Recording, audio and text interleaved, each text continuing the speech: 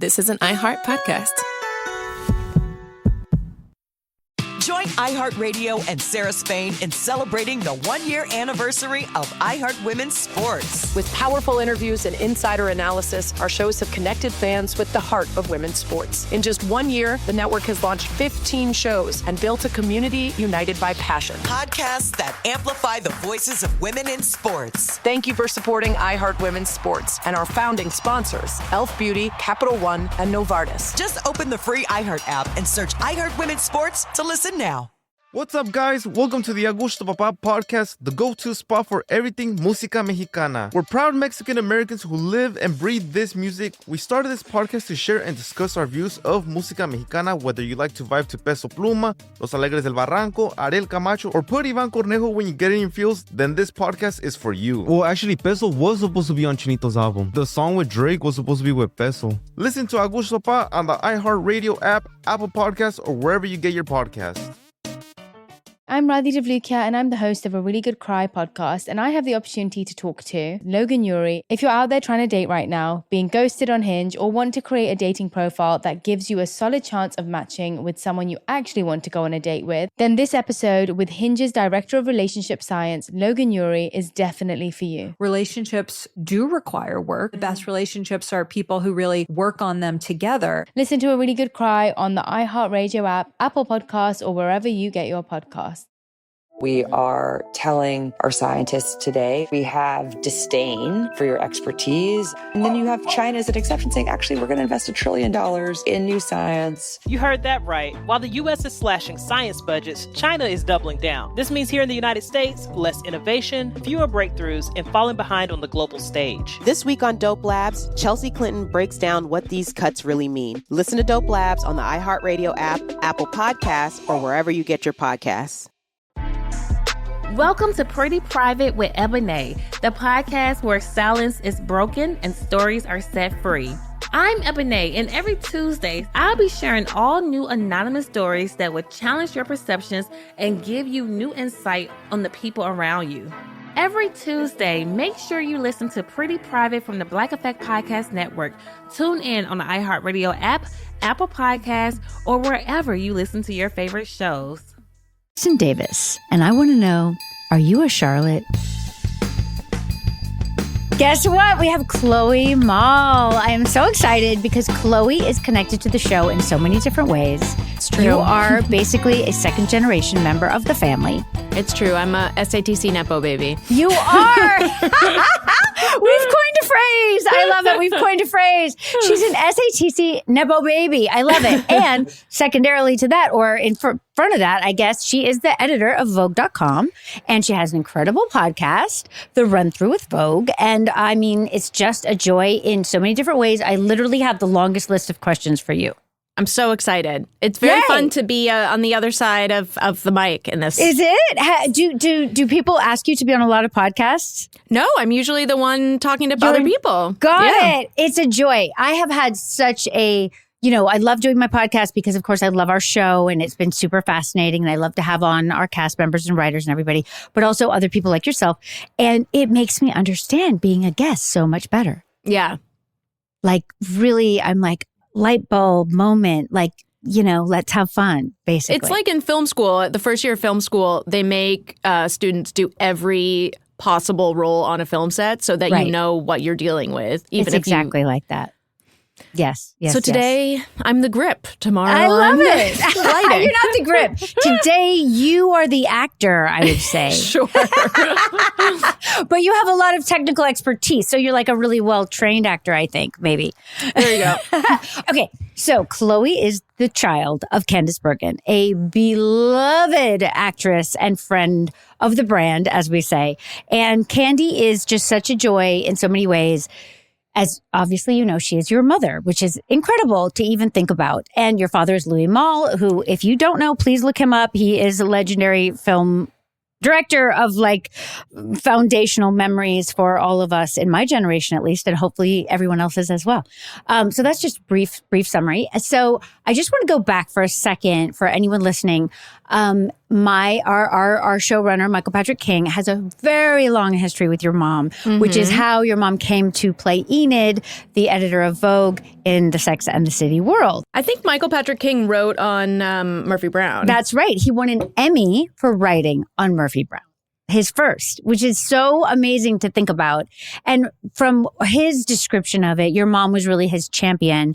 I think he came in just as one of many, many writers, because in the heyday of sitcoms, which that was definitely in the heyday, you might have 15 writers, something like this. And she really was like that guy, that young guy, that stand-up, him. Yeah.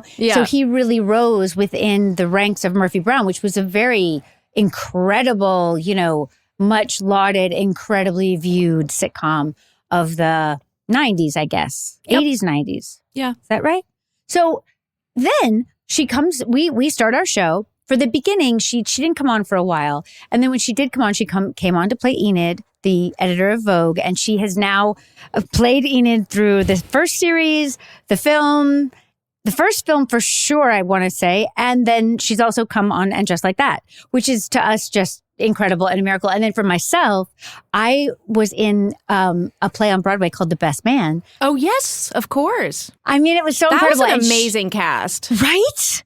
James Earl Jones, Angela Lansbury, John LaRoquette. I mean, it was a real group. It was a joy in so many ways. And your mom was there. I was literally dying of nerves. I was like the second cast, right? So when we came, I mean, I was just like, could hardly function basically from nerves. And the fact that your mom was there really helped me because she's such a warm, comforting presence. And she was like, Kristin. I was like, Candy, I'm so scared. So she was really joy. And Angela also, she used to call me Starshine. Oh, cute. I know. She'd say, good morning, Starshine. I'd be like, oh, I'm going to die of happiness. It was incredible. And then your mom had finished with the run and we were like, please don't leave us. But it was a great, great thing. So I love your mom in so many ways. So many ways. And I love that you have landed in this incredible fashion world and position. How did it happen? Oh, well, I mean, 100%. There were a couple of like little news bits when I got this most recent job. And they were like, well, and remember, Candice Bergen played a Vogue editor. And I was like, it's not by accident completely. I mean, I'm 100% my connections to people in the publishing and media industry got me into the door. No question. And I think about that a lot when sort of friends, kids write to me. I also want to respond to random people from college who have just graduated, from my college and want to write to me. I really want to reply to people who don't have a connection, because for me it was absolutely because I had connections to Vogue that I got interviews here in the first place, and that was 15 years ago. That was 2011. Wow. And I was writing at the New York Observer and the Times at the Times. And I came in to interview for an editor job at Vogue, which was at the time editing the front of the magazine section called Flash, which was sort of the fluffy, exciting events, glittery part of the magazine. It was the weddings, it girls, parties, etc. And that was really fun and a great way to sharpen my teeth in magazine editing. After 5 years of doing that, I then went freelance for a while. And then about a year and a half ago, I came on to take this role as editor of the website because my podcast co-host, Choma Nadi, moved to London to become editor of British Vogue. And she had been editor of the podcast. So we did a little musical chairs. Amazing. And to me, as a, lover of Vogue, I feel like the website, and I guess this is true for most magazines, because publishing itself, like paper, old-fashioned publishing, is kind of having, its struggles these days. But now I feel like the website is so vibrant, like taking over in such a beautiful way. So congratulations. Oh, well, that's nice to hear. Thank you. Yeah, I feel that. I really feel that. Like once the kind of, for me, I remember when Olivia Wilde did a cover, this was a few years back, and there was a beautiful video that went with it where you could really only put that on the website. It wasn't something that would have had a place to live in its entirety. And it was gorgeous. And it really brought it all to life in a way that, yes, a photo shoot is fascinating, and looking at a page I love still, of course, because I am old. But I also love the moving image. So it's kind of the union of both. It's exciting to experiment with mixing different types of media that supplement the original print form rather than replace it. Yeah, absolutely. It makes it part of a bigger, more holistic product. Absolutely. Absolutely. But what about your love of fashion? Because your mom was an incredible fashion icon. Did you grow up surrounded by her closet and loving her fashion, or did you not care? Where were you? She is very dismissive of her love of fashion. Ooh. She does not want to be... She's someone who cares about what she wears and likes clothes, but she doesn't... I don't think she would ever describe herself as a fashion person, but she was always on best dress lists. And I remember once I asked her if she was a hippie, because we were talking about how she protested Vietnam, and she said, I was a well-dressed hippie. I love that so much. And that's absolutely true. You do get the sense that she was this just incredibly beautiful young woman who kind of just fell into kind of her early days modeling. It wasn't something that she wanted to do. It just seemed like people saw her and just wanted to photograph her. Yes, I think that, and she's written about this too, but I think that part came very easily. And what was more difficult was getting people to take her seriously for other pursuits like photography or writing. Right. And I was thinking about that because I just watched Mariska Hargitay's documentary about her mother, My Mom Jane, and Jane Mansfield had a similar... I think that happened and still happens to a lot of women who are very beautiful, where it is hard for them to be taken seriously for anything beyond superficial attributes. So absolutely. That definitely, I think that's probably part of why she never leaned into loving fashion as much as, I don't know that she loves fashion, but she loves her own style. And I think she loves wearing things that make her happy and bring her joy. And absolutely. She's not a vain person at all. And so she's very interested in joyful, sort of goofy things. And it doesn't have to be something that's necessarily the most flattering or the chicest. It's more about dressing for herself, which I respect. I respect that so much. And Sarah Jessica is like this as well. People think that she is going to have this incredible closet at her house. She does not. Everything's in, storage, cataloged, which is incredible, of course. But she has like 3 things that she wears on repeat, and they're quirky because she's trying to create, an expression of herself. She's interested in that more so than, the trends or fitting in or having the newest thing or whatever it is. And that I think is so strange for people, obviously, who've grown up watching her as Carrie because they think she is going to be Carrie and she's not. But I also think it's true for anyone who achieves that status of being an it girl, or in whatever era you're kind of pigeonholed in that kind of moment of time in a weird way. But I'm still interested in you, Chloe. So I know your mom. So no matter whether she wants to say that she's in fashion or not, I know she has incredible things. So I just want to know, when you were growing up, because I have a child, right? I have 2 children, a boy and a girl, and I'm always curious. 7 and 13. I'm always curious. My daughter, 13-year-olds at this time, it is fascinating, right? So fascinating. And she really doesn't like most of my stuff, but every once in a while she'll go like, oh, like light bulb goes off in her. Oh, I might want that. And I'm always like really flattered because they're very picky, very, very picky, very, very picky tweens, right? Teens. But like you were surrounded by these beautiful things. Did you think, oh gosh, I love these beautiful things. I understand them. I want to understand them. I want to wear them. What was your relationship? Thinking back now, I have a 3-year-old daughter who every time she gets dressed or undressed, it's like an operatic, complete tantrum. And it's completely exhausting. But I do think about how much I respect how my mom let me wear whatever I wanted as a teenager, and I wore some deranged outfits. I mean, wait, what year was this?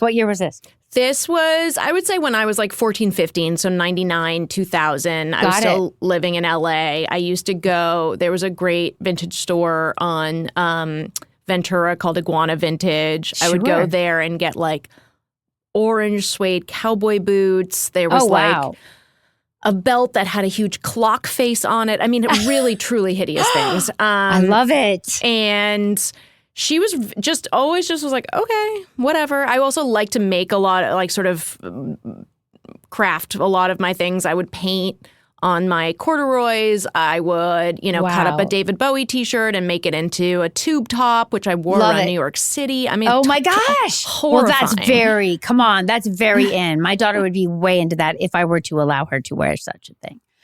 And she really let me live that truth for myself. Wow.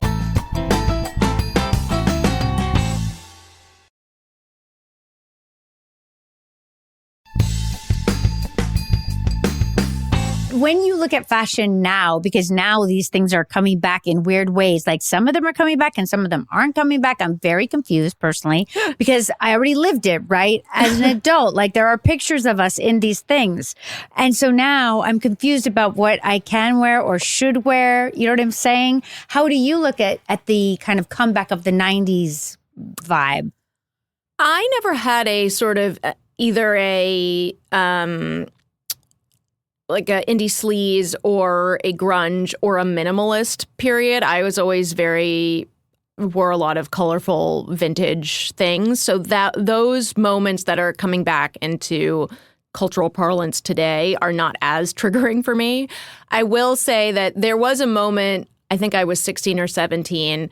My mom and I were going to Barney's, New York together. I miss it so much. I know, we miss it so much.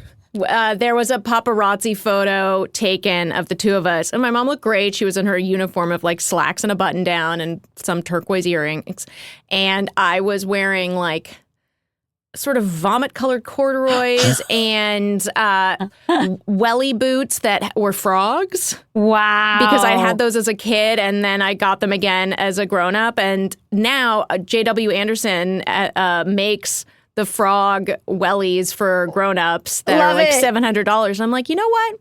Maybe that outfit wasn't as bad as I thought it was. See? It does all come back around. It does. Because seeing that photo, I was like, oh, maybe I don't look as cool as I think I look. I mean, I feel that way anytime I see a paparazzi picture. You know what I'm saying? Like, you never feel happy, I don't think. I mean, I don't know who does. But I also think that, I know at the time, I remember just desperately trying to wear these things because I felt like I should. And, if I went on a photo shoot, all they would have would be low slung jeans where you weren't really supposed to have hips or a rear end or anything like that. And I would just be sweating bullets trying to fit myself in there. And there's some pictures of me existing out there where I'm just like, oh my God, I can't believe I'm wearing that out in the world. Like my abdomen is showing and stuff. I mean, oh my Lord. But, that's what we did. I don't know. We were young. We didn't think that hard about it. And you kind of felt like it was just going to go away. Yeah. But it doesn't. It's back already. I know. Why is it so short now? Low jeans don't need to come back for me. Right? But I respect those who are passionate about them. Really? Really? I mean, my feeling is just no. Like, I do not want my daughter wearing those. Well, that's I'm true. Just like, I have to draw the line because I can't get her out of the crop, right? And she's very tall. So if we've got the crop and then we've got the low, it's a lot. It's too much. Right? Yeah. Okay, thank you. I feel better now. I feel better. Because I do struggle. Like, am I being too controlling? I'm not sure.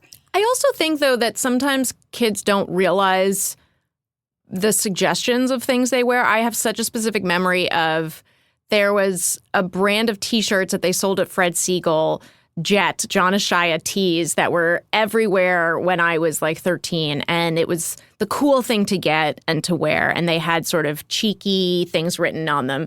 And everyone wanted to get one that said open 24 hours. And we didn't get it. We were just like, this is funny. It's like a diner. Oh my and God. the moms lost their minds. And it sort of needed that maternal gut check to be like, no, ladies, this is not a coffee shop. Right. This is your vagina. Right. It's a very stressful thing as a mom because I've had some conversations with my daughter about this. Not she doesn't want anything like that so far, thank goodness. But just like a general conversation. Like I went to the Paris, what's it called? Roland Garros. Yes. The Paris Open. It has a name. The French Open. Thank you so much. The French Open. I went there. I've been before, and they have this very elaborate like collab store where it's, Lacoste who sponsors it, and then also Wilson. And my son is named Wilson. Oh, so cute. I'm in there. I know, right? I'm like, this is so exciting. And, we were there because HBO Max, whatever we're supposed to say these days, was airing the tennis. So we're there and I'm shopping for the kids. And there were these really cute kind of vintage shorts that had a W on them, but they didn't really have his size. They had Gemma's size, my daughter. So I thought, I'm going to get these because they have her brother's name on them. I didn't really realize they were like kind of short in a vintage kind of a way, right? She's all leg, And I mean, she looks incredible. Everyone compliments her. I'm just dying. People tell her you should be a model. I'm just like, want to fall through the planet Earth. You know what I'm saying? I'm just dying. So I get them for her. Then I can't tell them that she can't wear them because I'm like, oh my God, you got them. I bought them. But then I was like, okay, so we can't wear a crop top with them. But then I feel like I'm like, so controlling. And then she says, but why not? I want to feel free. I want to feel good. And I want to say, yes, you can feel good and you can feel free, just only in the house. It's very tricky. It is, right? I think it's much trickier now than it was 20 years ago because we want to be much more, we want to endorse our children's confidence and positivity and make them feel good. But it's hard to navigate that.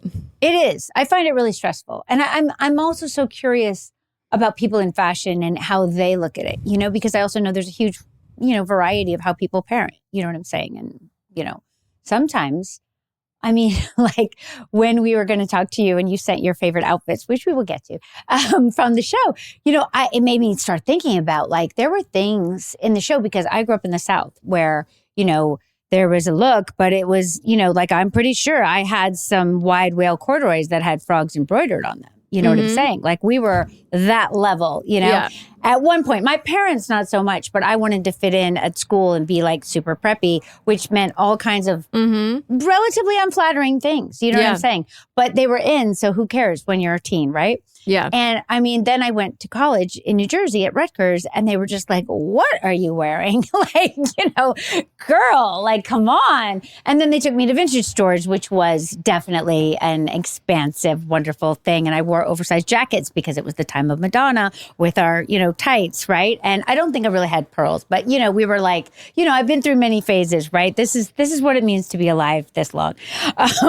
But our own view of fashion, it changes so much. Yeah. And I remember when we started doing the show, I just really wanted to look like I fit in because I didn't have this like fantastic New York background that Sarah Jessica and Cynthia had. I had been an out-of-work actress in New York for a few years before I moved to LA, but that's a very different existence than the characters we were playing, And we didn't have hardly a budget at all. When I had Molly Price, our costume designer, on, she told me we had $10,000 for the entire first season. Oh my God. Can you believe that? That is wild. I know. And we hadn't been on the air yet. So no one was lending us stuff because they didn't know what we were doing, Wasn't there some great story about the first baguette that like Patricia found it somewhere or something? Because the idea that what Sex and the City did for the baguette. I know. Any brand should be so lucky. And the idea that had to be begged, borrowed, and stolen is fantastic. It's true. So Sarah Jessica already had a lot of her relationships because she had been an it girl. She tells me that I'm wrong when I say this, but I'm like, no, I'm sorry. I have to correct you. I am correct. You were an it girl. She already had a collection of Manolos. Like a couple hundred pairs or something. And I remember because I was like, like so impressed, right? And she tells a great story of being in LA working and Manolo himself was here at the only store, which I believe was on the Sunset Strip at the time. And she met him like on a rainy day. No one was there. He was doing like a, showroom type of a trunk show. And she was there, and he made shoes for her just because she was a customer, not because she was an actress, where she got to pick the fabric and pick the heel and, all those things. Wow. Then she ends up shipping them back to New York in a FedEx, and it gets lost. No.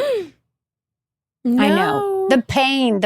So that was years before we did the show, right? So she had already started cultivating these relationships because she has incredible taste just naturally, Yeah. And she appreciates well-made things and the kind of the craftsmanship of all of it. So she already, when we did the show, in the first season, she wears the naked dress, which was Donna Karan, I think. And that was her own dress that she had worn to an event. So she just went to her closet and got it out because we didn't have money to get amazing things, and no designers knew about us yet, right? Mm-hmm. So only from her contacts did they know. So she could occasionally say, "Oh, I'll call and try to borrow something." And I remember as myself going like, "Wow, that is amazing." And it was very clear. She would always say like, "We have to return it. If they send something to us, we have to take such good care of it, and we have to return it." And we'd all be like, "Okay." Like trying to be just the best girls, you know what I'm saying? And return everything pristine so that they would lend again because the show really needed it, right? Which, I think in some ways was great training because she already had been through it and could be an example to us of how to make those relationships. Like in the olden days, we would go to Fashion Week, which it wasn't everyone and their brother like it is now, right? It would just be us. And I remember spending a whole day just going from like this show to that show to this show to that show. And it was so exciting because it was, back, when it was at Bryant Park, and it was amazing. And you were just trying to be there for the designers so that maybe when you called them and asked for something, they might send it, right? Like trying to make a relationship. It work? Yeah, it worked great because the show was on at that point, right? Right. So yes, it worked really well. But also, like for me, it was finding people that fit Charlotte's style and that fit my body because we were asking for sample sizes. Right. Which of course created its own stress. Sure. Because sample sizes are not easy. And in the 2000s, back how I started a while ago, this is my problem on the podcast, I ramble. I would go to photo shoots and they would have literally just like white jeans, low slung white jeans. And I would just be trying to get them on and I couldn't get them on. And I'd just be like, "You guys, could you possibly get an A-line skirt, like anything?" And I would feel so bad, That's terrible. It was very stressful. The 90s, the late 90s is when we started the show. It was really hard because there was just like the look, there wasn't a lot of variety. You know what I'm saying? Yeah, of course. And now I feel like it's much better. I don't feel like it's over. I think there is still, a lot of pressure to be thin in the modeling world for sure.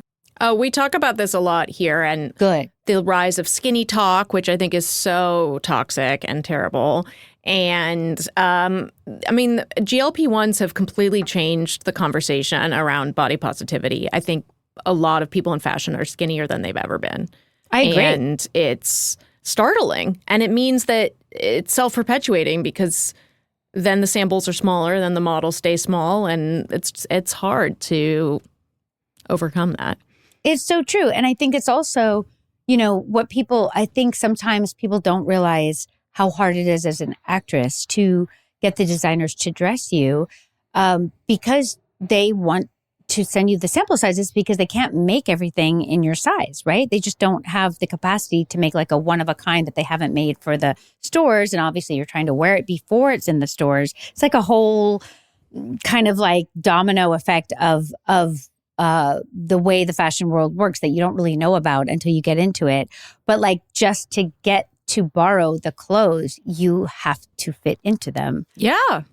And it's not easy. And depending on the designer, that's why it's so important for me to find like the Oscar de la Renta samples fit me. Thank God. Yeah. Thank God. And the Ralph Lauren.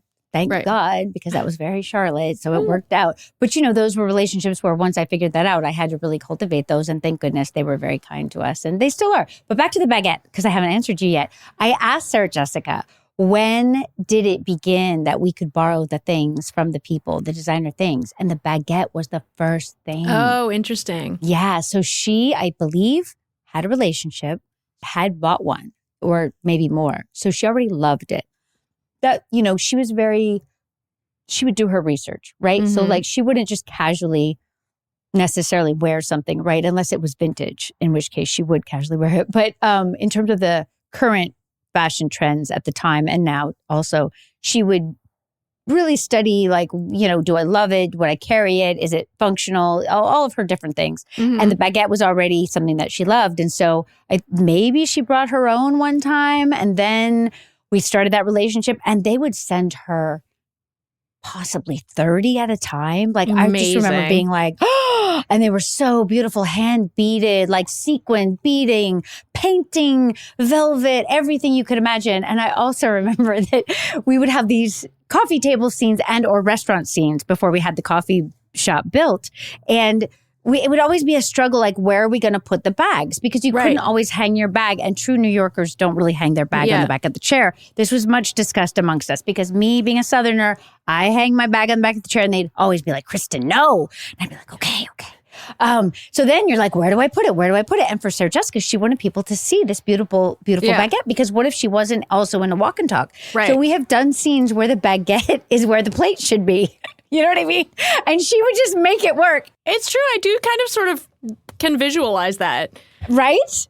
But it works for Carrie. It totally works. And she would make it work. Miranda would never, but it works for Carrie. No, that's exactly right. That's exactly right. And that was how that relationship began. And I feel like that was the beginning of people realizing that we could and wanted to, have brands on and feature them and do justice to them and wear them, beautifully, hopefully, and all of that.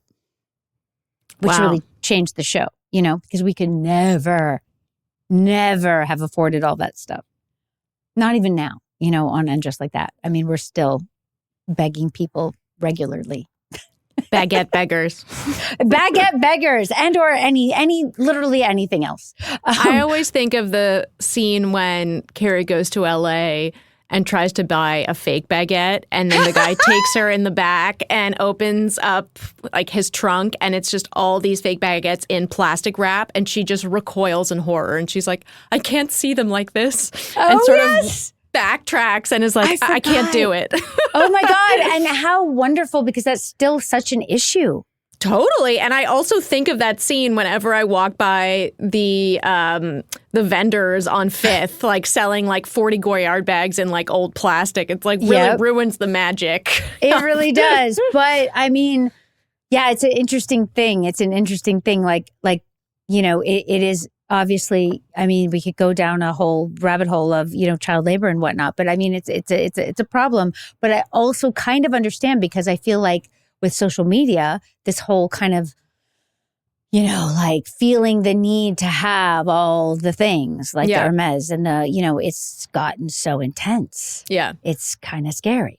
So I get that people would want to get one however way that they could. What's the thing that all the 13-year-olds want right now? Like when I was 13 and going to bat mitzvahs, it was a Kate Spade purse. Like what is the thing? That's adorable. My daughter, luckily, is not so much into that, which is probably why I was asking you. I mean, the look here in LA is largely, really baggy pants. Some of them a little lower than I would like, but still baggy, which is good. And like crop top and like jerseys, you know, like that are tied up. And sometimes they do cut things still, which I did as a youth as well. I think that's like evergreen. And then I can't, I mean, I think at 13, the big fascination is, will your mom let you wear heels?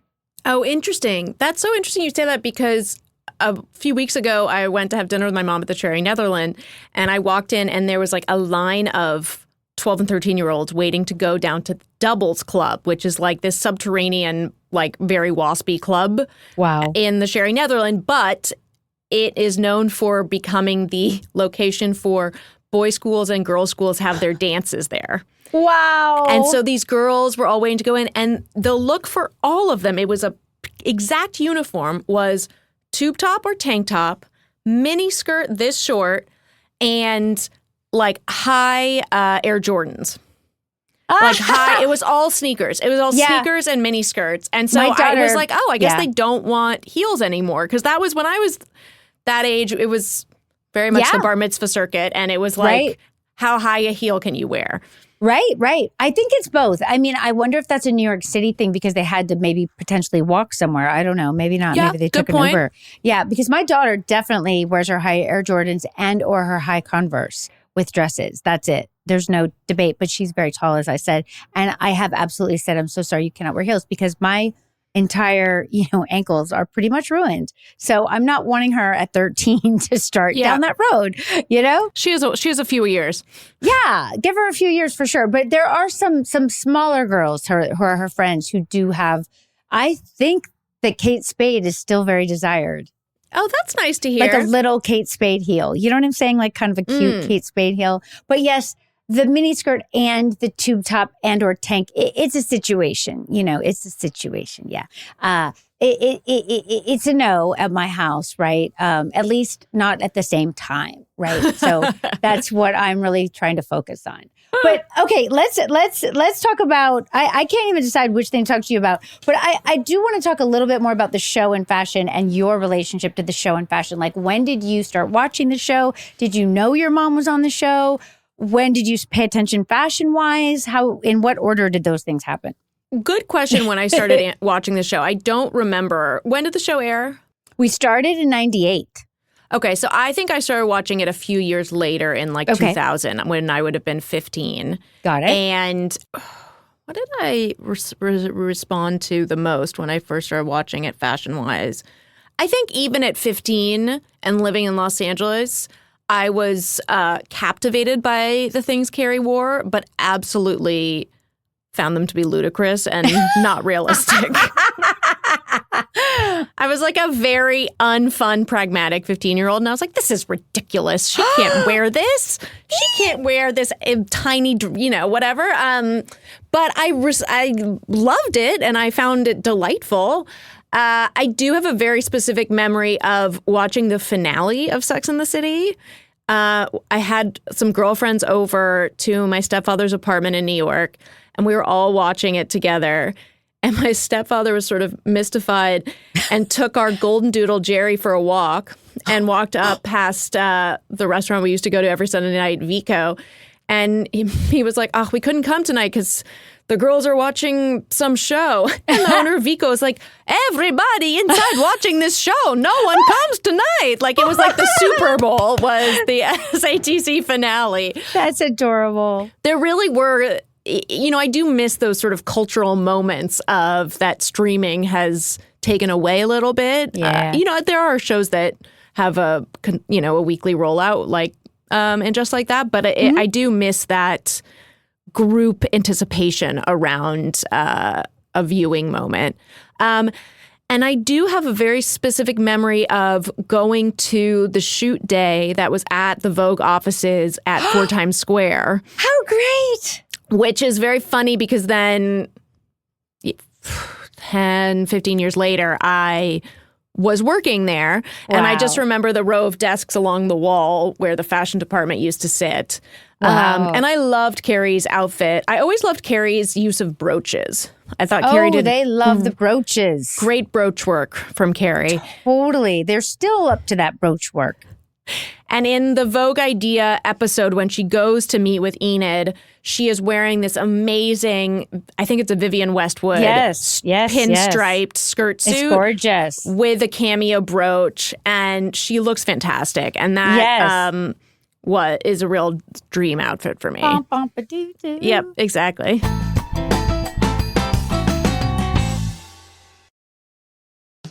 My Uncle Chris is definitely somebody worth talking about. He was the kind of guy that used Confederate flags as window curtains, lived in a trailer with an ex-con and a retired stripper, left loaded machine guns laying around, drank a bottle of whiskey a night, claimed he could kill a man with his bare hands, drove a garbage truck for a living, spoke fluent Spanish with a thick Southern accent, and is currently buried in a crypt alongside the founding families of Panama.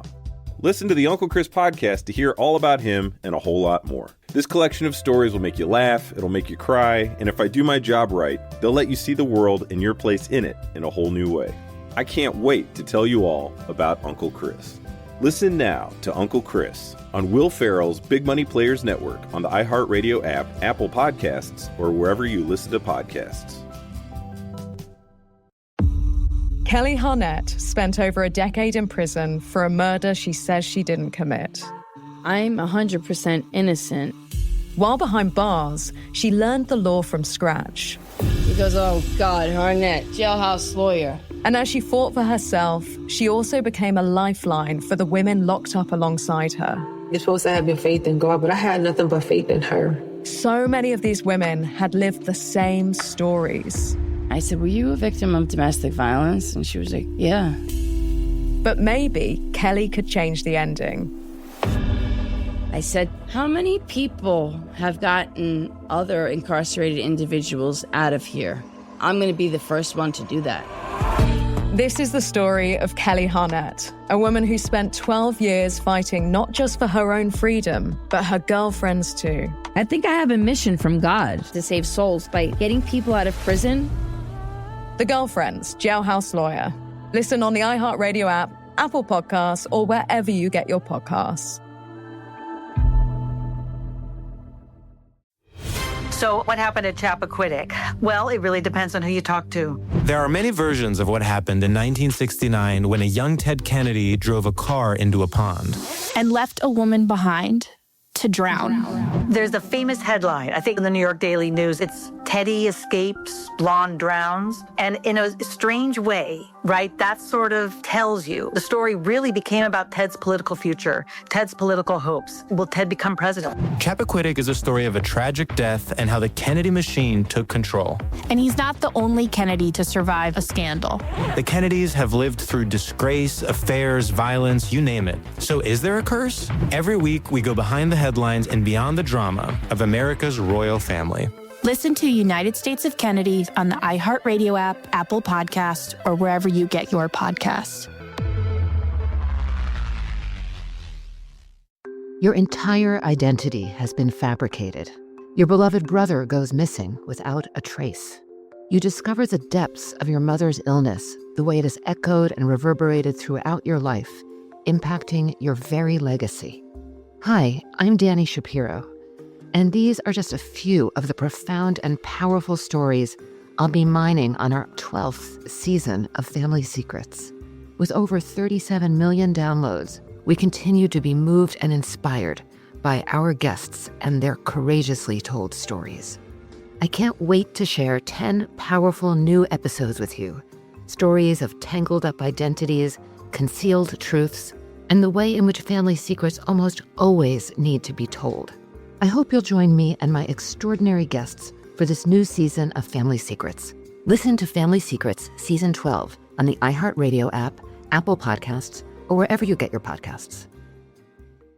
I'm Dr. Joy Harden Bradford, and in session 421 of Therapy for Black Girls, I sit down with Dr. Afia and Billy Shaka to explore how our hair connects to our identity, mental health, and the ways we heal. Because I think hair is a complex language system, right? In terms of it can tell how old you are, your marital status, where you're from, your spiritual belief. But I think with social media, there's like a hyper fixation and observation of our hair, right? That this is sometimes the first thing someone sees when we make a post or a reel is how our hair is styled. We talk about the important role hairstylists play in our communities, the pressure to always look put together, and how breaking up with perfection can actually free us. Plus, if you're someone who gets anxious about flying, don't miss session 418 with Dr. Angela Neal Barnett, where we dive into managing flight anxiety. Listen to Therapy for Black Girls on the iHeartRadio app, Apple Podcasts, or wherever you get your podcasts.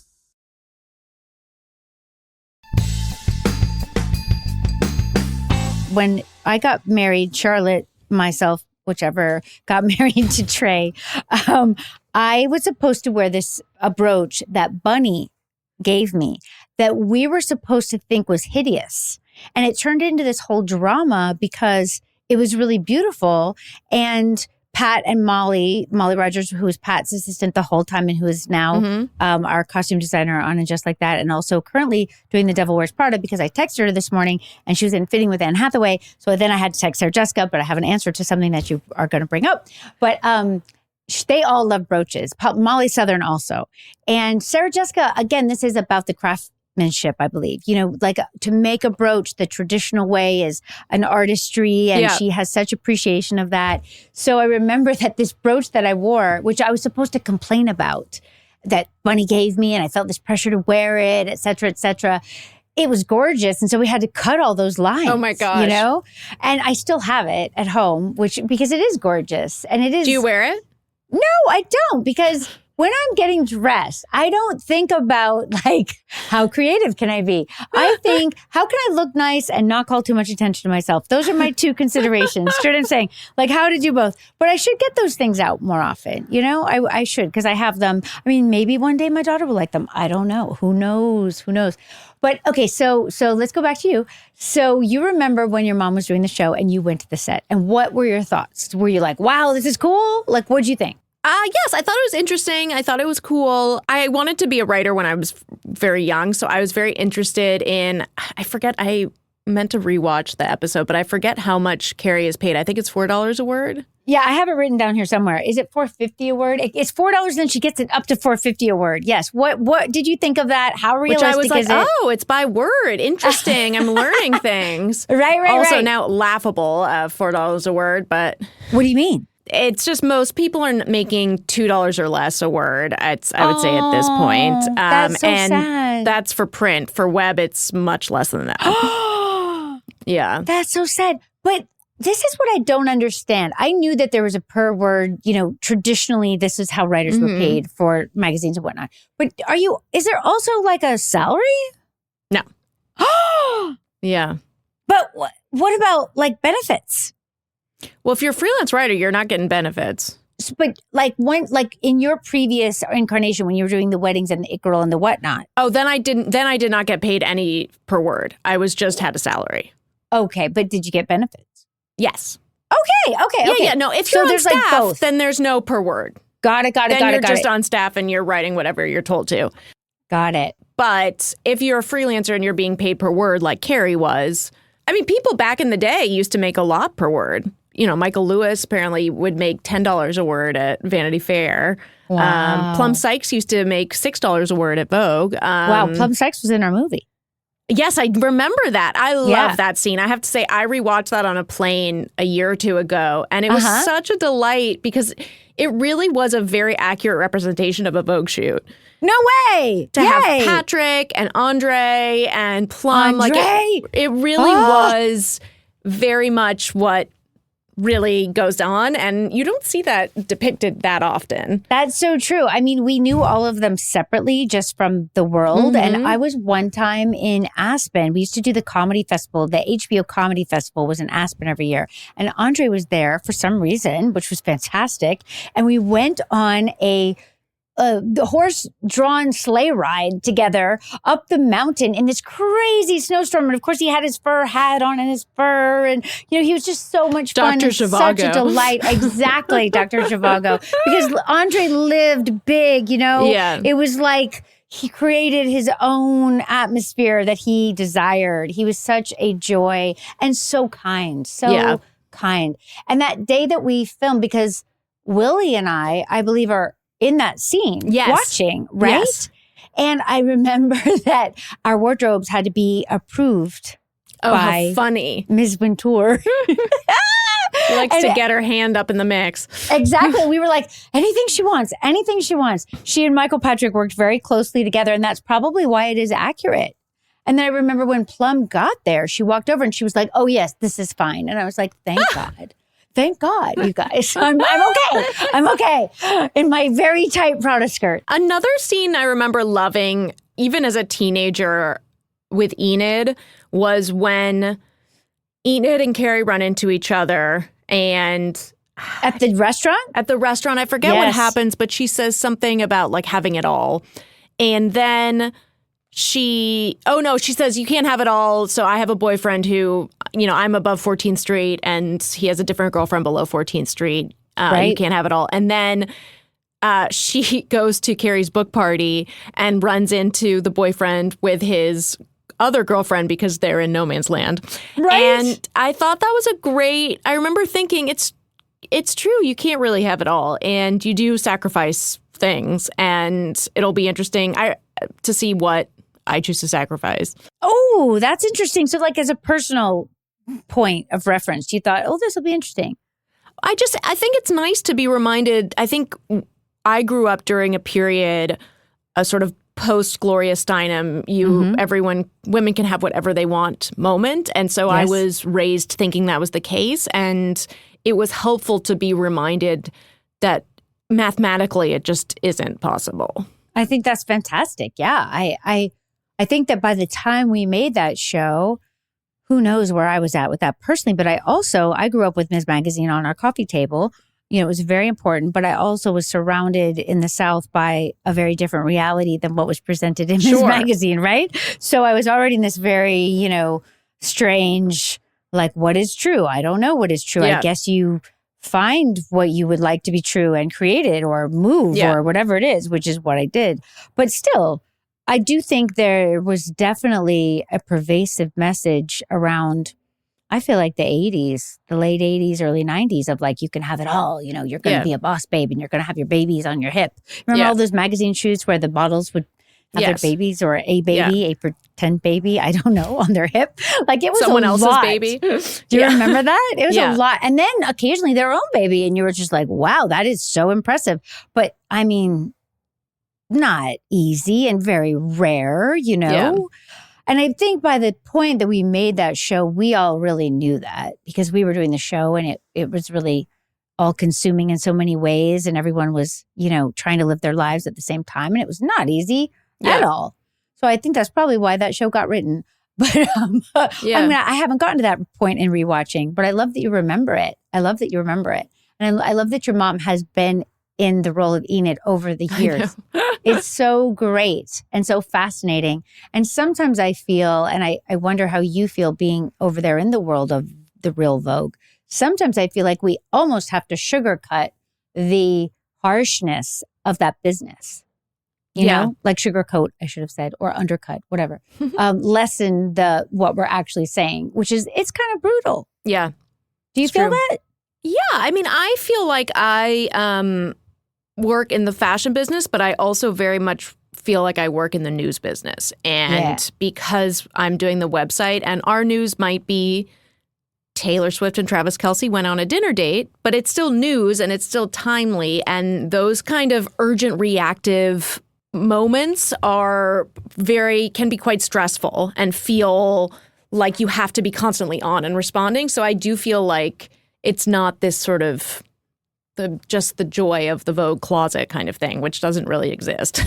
Let's discuss the Vogue closet, because at one point, wasn't your podcast set in a Vogue closet? Which I was like, I don't think that's... Well, that actually is the Vogue closet. And they did design it to be a place where we could film interviews, which I thought was a great idea because you have the wall of shoes behind you. Yeah, it's beautiful. I say it doesn't really exist in the way that we see it depicted on screen because there's not tons of clothes there that just live there. Clothes are called in for shoots. They are kept, under lock and key. The Manolos actually are kept behind locked doors. And there are shoes that live there permanently because often for a shoot, you'll call in clothes, but a stylist will say, oh, but I just need a classic Manolo BB pump to go with it. So they'll unlock the Manolo cabinet and take out the BB pump.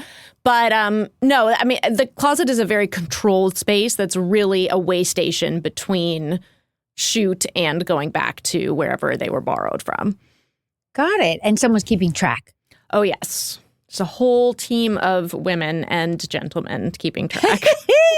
Do you think, like, if you think about the Devil Wears Prada and the pressure on all of those assistant girls to look a certain way and also to be, beyond excellent at their jobs. How do you, I mean, I know it was a comedy, obviously, I should say that, but how do you think about that in terms of your own experience? Well, I will say that I never had the privilege of being Anna's assistant, so I don't have a firsthand experience of that. But I do find, just judging from Anna's two assistants right now, Sammy and Izza, they both look great and have fun with that. Izza is wearing a bright red, shirt dress, and she looks fabulous and she has fun with it. So I don't feel that the pressure and this stress of having to look a certain way is what's dictating how they're dressing. I also think that things are very different at Vogue now than they were 20 years ago. I mean, I remember when I started 15 years ago, everyone was in high heels all day. And now you're hard-pressed to find someone wearing heels. It's just a different environment. Yeah, definitely Condé Nast when we went. I was surprised. I think we saw maybe a few people, but definitely there was a sense of fun with fashion. There was a whole variety of what people were wearing in the building.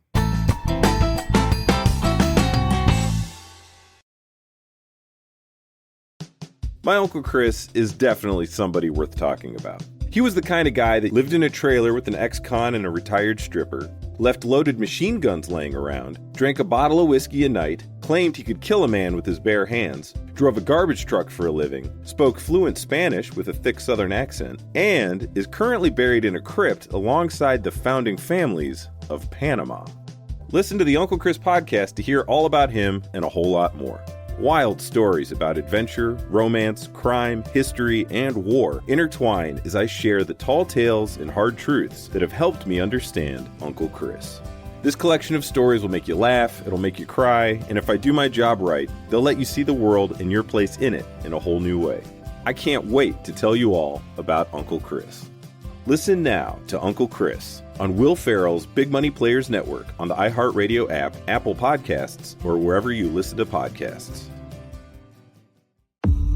Kelly Harnett spent over a decade in prison for a murder she says she didn't commit. I'm 100% innocent.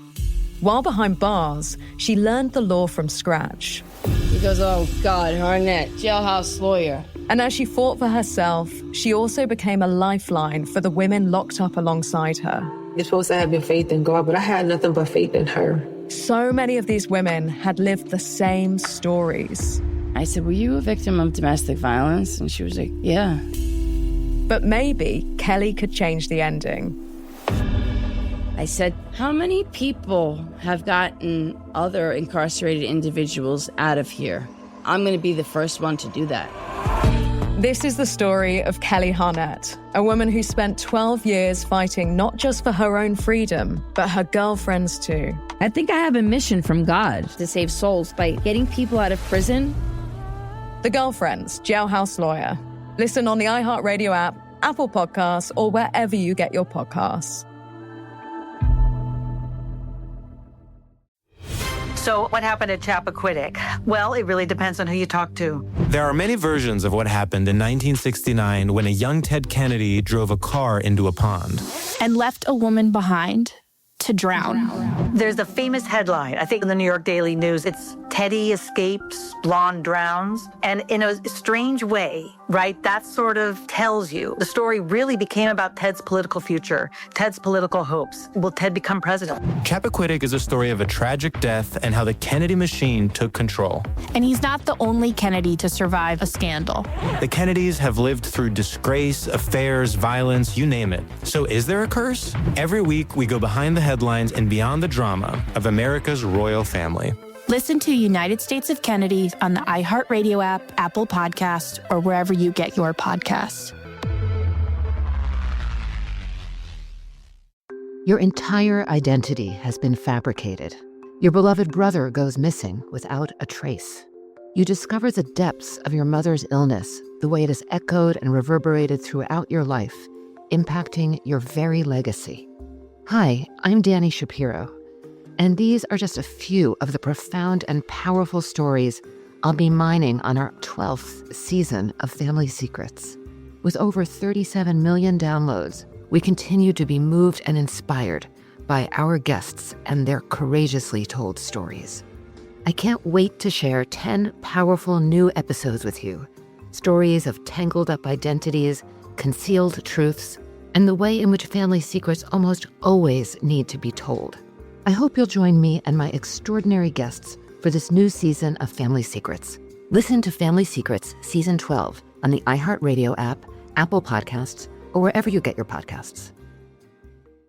I'm Dr. Joy Harden Bradford, and in session 421 of Therapy for Black Girls, I sit down with Dr. Afia and Billy Shaka to explore how our hair connects to our identity, mental health, and the ways we heal. Because I think hair is a complex language system, right? In terms of it can tell how old you are, your marital status, where you're from, your spiritual belief.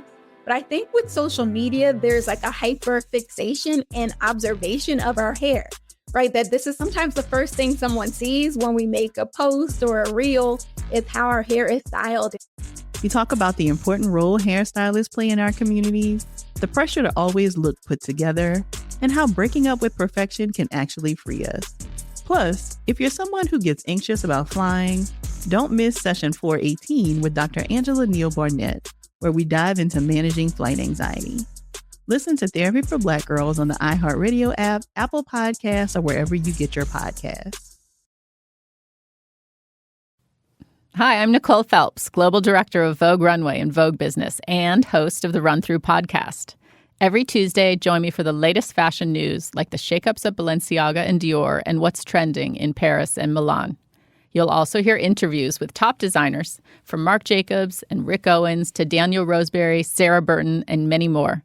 On Thursdays, Chloe Malle, editor of Vogue.com, and Choma Nadi, head of editorial content at British Vogue, take you behind the scenes at Vogue and share their thoughts on fashion through the lens of culture. You'll hear interviews with some of your favorite stars like Julianne Moore, Pharrell Williams, and celebrity stylist Law Roach. Join us to get your fashion and culture news twice a week. Listen to The Run Through with Vogue every Tuesday and Thursday, wherever you get your podcasts. First of all, I just want to tell you what I was texting Molly Rogers, our costume designer, and Sarah Jessica about is the vintage Chanel top. Yes. It's a repeat, right? It's not. Oh. There's a lot of debate. I know that it looks like it is. And there was a lot of confusion online about it. So she wore this pink version back in the first show. And then this version she wore in And Just Like That is purple. So it's not that Sarah Jessica went to her archives and got it out because I think we were already in the midst of shooting and she didn't have time. I think that Chanel sent it or Molly found it. That was the thing where Molly's fitting Anne Hathaway and I couldn't bother her. She apologizes. But, you know, Molly and Danny, our costume designers, they work for 6 months before we get going. And they go to vintage stores in England and France and Palm Beach and, wherever, right? And they find all kinds of random things. So I think Molly found it somewhere and remembered the other one because she remembers everything. Yeah. So she brought it and she asked her, Jessica, will you wear this as a callback? So it was more a callback than an actual rewear. We love because a callback. Then online, everybody was like, because also I think it has a logo in a different place on the back. Oh, how funny. I know, but the internet sleuths. Exactly. They're on it, okay? They're on it. So I had to check in with Sarah Jessica, and she said, no, it was the closest we could find. Oh, that's so funny. Yes, but she didn't go and rummage into her archive. I think sometimes she goes and gets things from her archive in advance, like, for instance, the Vivienne Westwood wedding dress to wear to the, Met Ball. When we know that there's a big plot point where she has to get something, I think she got I can't remember the huge mille-full dress. Yes, she got that in out Paris. We knew, right? Like if there's something like that, she will go and get it out. Yeah, but I don't think this Chanel was that. I think this Chanel was Molly up to her tricks, and Sarah Jessica going along with it, and it was a joy to see. I enjoyed it. My going out at night outfit was really fun to create. Oh my God, made me laugh so much. Thank you. Because I loved you and Harry together, and it completely. I really feel for parents trying to go out. This is my vibe right now. Oh, yeah. And can you imagine, like, also the work pressure, which you probably might feel. I don't know. I sometimes feel the work pressure, though not in the way of, like, you're actually selling art after hours. You know what I'm saying? Like, that's a very specific thing. So this was really fun because we knew it was coming. We were, working on it for a while. This was our costume department at its best where they're mixing and matching pieces. It looks like it's one outfit, but it's totally, every single piece is a different designer. I've got my little tiny Chanel, very impractical but adorable bag slung across me so that I don't have to put it down, right? I have the Galliano Margiela corset, which I have at my house. Right? I've worn it many times. It is a dream. Okay, fabulous. A dream, right? And we were a little concerned about the cleavage. So at one point, Molly wanted to put some chiffon across the top. And we played with that, but then it kind of messed with the silhouette. So we took it off and kept it pure. I've got an Acris skirt on. I have, do you know Brioni, jeweler? She sent me that beautiful, it's like her rosette necklace to die for. And then we needed a little short bolero. So Christian Siriano made me a little short bolero, and Malle went and picked the fabric, which was perfect. So sweet. Yeah. And it was such a creation, and I had to wear it through so many different scenes, and we would, take the jacket off, and then I have to walk out in the morning and, smear my eye makeup and everything. But it was a good time, and everything stayed intact. I was slightly worried that something was going to happen to that very expensive necklace in that dance sequence, but it did not. We made it through with maybe a few drinks spilled on the outfit, but that nothing we couldn't fix. Right. Okay, so then this is the most interesting thing. You sent your favorite outfits from the first show, and no one in my life has ever sent me so many of Charlotte's lingerie looks. I love Charlotte's 90s. I have such specific memories of being like, oh, I guess you can wear pretty things to bed. Oh, that's because nice. I like button down, I like what I Love Lucy, what Lucy and Desi would wear to bed. Me too. Yes, me too. I would Charlotte never really took wear it up a what notch. Charlotte wears. Yeah, totally. I mean, this thing, oh my God. I mean, I don't know who made it. I think it was not a great designer. I don't want to hurt anyone's feelings, but it was something like, when we go to Atlantic City and I get that tacky dress in the store, in the casino, it was like that. Like when Charlotte is trying to be sexy, or what she thinks of as sexy, and it's way outside her normal purview. That's what this see-through thing is. And I remember being scared out of my wits to film that scene and to walk out in this outfit, and very stressed about what underwear to wear underneath it. Well, because of it is so course. see-through. I was calling my manager, what should I do? You can kind of see my breasts. I was scared out of my mind. So, I mean, I look at it now and I'm like, that's not really so much of a thing. But at the time, it seemed like it. Yeah. No, Charlotte's 90s. And I have to give credit here when our producer emailed me and said, you need to choose your top 10 favorite Carrie and Charlotte looks. I immediately took out the bat phone to two of my best friends who are encyclopedic academics of the SATC canon. And immediately my friend Perrin sent me Charlotte's 90s, 14 images. And so that was, and something I did love, but I'm not sure I would have thought of that without that. Tell her thank you. Tell her thank you. I appreciate it. There's this one from first season, which I think is just like a department store. Yeah. Possibly not La Perla because we couldn't afford it, but maybe Naturi. Yeah. We did wear a fair amount of Naturi. And then we get into the vintage look, which at a certain point in the Trey relationship, I do actually have vintage because I was trying to pretend that I was Elizabeth Taylor in Cat on a Hot Tin Roof. Right. Which works for so many different ways. And then is a foreshadowing of the King Charles Spaniel. 100%. 100%. All connected. Yes. And then we did discuss the beautiful Westwood. Mm-hmm. Sarah has such a great history of wearing Westwood, and I think wears it so, so beautifully. I always love it. Any Westwood time. Oh my God. Then we have this look. Now, this would be one of the times where I would have been have a very Charlotte type reaction. But this woman can pull it off. These hot pants with this newsboy cap and the baguette. It's just one of those Carrie looks where you're like, this is ridiculous and just exactly what we want. 100%. 100%. And also, I don't think you have it in here, but do you remember the tiny green skirt with the little fluff frill on the back? Yes. It had a little tail, like a little feather. I was really concerned. Yeah. I was like, oh God, she's going to be on the streets in that? Is she going to be okay? No, wait, I have a really good memory of this Miranda look. This Miranda look is a one of the Halloween costumes that people sometimes wear, which I love.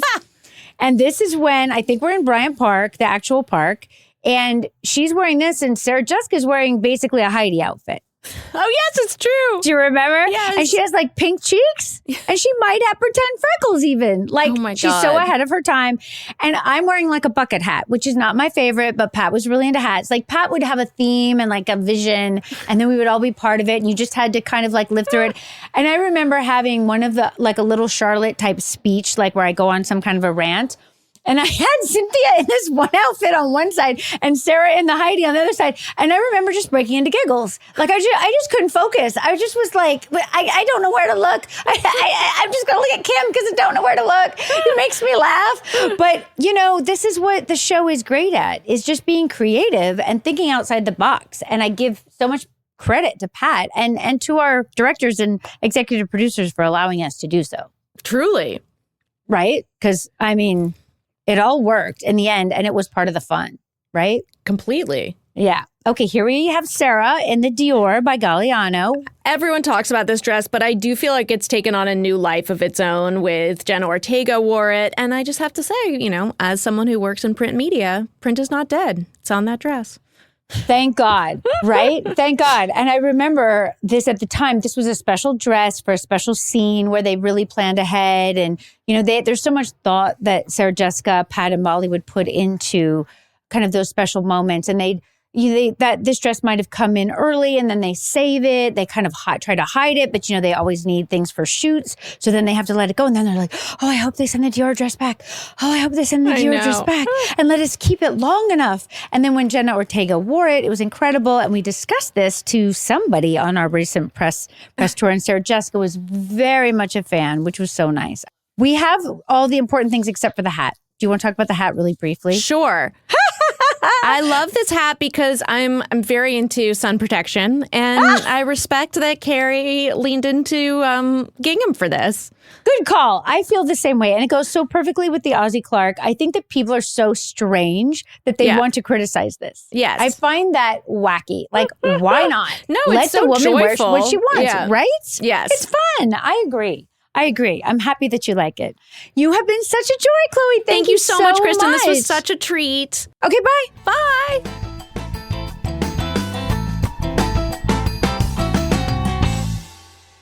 Join iHeartRadio and Sarah Spain in celebrating the 1-year anniversary of iHeart Women's Sports. With powerful interviews and insider analysis, our shows have connected fans with the heart of women's sports. In just 1 year, the network has launched 15 shows and built a community united by passion. Podcasts that amplify the voices of women in sports. Thank you for supporting iHeart Women's Sports and our founding sponsors, Elf Beauty, Capital One, and Novartis. Just open the free iHeart app and search iHeart Women's Sports to listen now. What's up, guys? Welcome to the Agusto Papa podcast, the go-to spot for everything música mexicana. We're proud Mexican Americans who live and breathe this music. We started this podcast to share and discuss our views of música mexicana, whether you like to vibe to Peso Pluma, Los Alegres del Barranco, Ariel Camacho, or put Ivan Cornejo when you get in your feels, then this podcast is for you. Well, actually, Peso was supposed to be on Chinito's album. The song with Drake was supposed to be with Peso. Listen to Agusto Papa on the iHeartRadio app, Apple Podcasts, or wherever you get your podcasts. We are telling our scientists today we have disdain for your expertise. And then you have China as an exception saying, actually, we're going to invest $1 trillion in new science. You heard that right. While the U.S. is slashing science budgets, China is doubling down. This means here in the United States, less innovation, fewer breakthroughs, and falling behind on the global stage. This week on Dope Labs, Chelsea Clinton breaks down what these cuts really mean. Listen to Dope Labs on the iHeartRadio app, Apple Podcasts, or wherever you get your podcasts. I'm Radhi Devlukia, and I'm the host of A Really Good Cry podcast, and I have the opportunity to talk to Logan Ury. If you're out there trying to date right now, being ghosted on Hinge, or want to create a dating profile that gives you a solid chance of matching with someone you actually want to go on a date with, then this episode with Hinge's Director of Relationship Science, Logan Ury, is definitely for you. Relationships do require work. The best relationships are people who really work on them together. Listen to A Really Good Cry on the iHeartRadio app, Apple Podcasts, or wherever you get your podcasts. Welcome to Pretty Private with Ebony, the podcast where silence is broken and stories are set free. I'm Ebony, and every Tuesday, I'll be sharing all new anonymous stories that will challenge your perceptions and give you new insight on the people around you. Every Tuesday, make sure you listen to Pretty Private from the Black Effect Podcast Network. Tune in on the iHeartRadio app, Apple Podcasts, or wherever you listen to your favorite shows. This is an iHeart podcast.